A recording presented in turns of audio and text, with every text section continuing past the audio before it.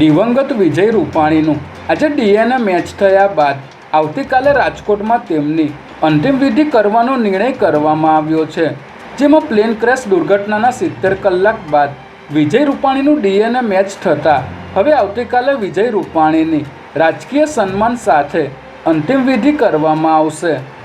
ધ્યાનશંકર પ્રગટેશ્વર મંદિર ખાતે રાજકીય સન્માન સાથે મુખ્યમંત્રી તેમજ મંત્રીમંડળના સભ્યો અને પાર્ટીના મુખ્ય આગેવાનો દ્વારા પુષ્પાંજલિ અર્પણ કરવામાં આવશે, જે બાદ રામનાથપરા સ્મશાન ખાતે અંતિમ સંસ્કાર કરવામાં આવશે અને અંતિમ સંસ્કાર પૂર્વે સ્મશાન ખાતે જ ગાર્ડ ઓફ ઓનર સાથે સલામી આપવામાં આવશે.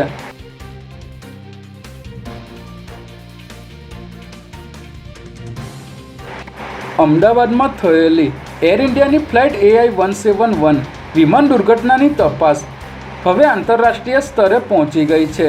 આ દુર્ઘટના બાદ તરત જ ભારતની ફોરેન્સિક, FSL, ATS અને AAIB જેવી એજન્સીઓએ સઘન તપાસ શરૂ કરી દીધી છે. ત્યારે આ વિમાન બનાવનાર કંપની બોઈંગની પણ એક ટીમ આજે અમદાવાદ આવી પહોંચી છે. આંતરરાષ્ટ્રીય નિષ્ણાતોની ટીમ હવે ભારતીય તપાસ એજન્સીઓ સાથે મળીને દુર્ઘટનાના મૂળ કારણો સુધી પહોંચવા માટે ઊંડાણપૂર્વક તપાસ કરશે.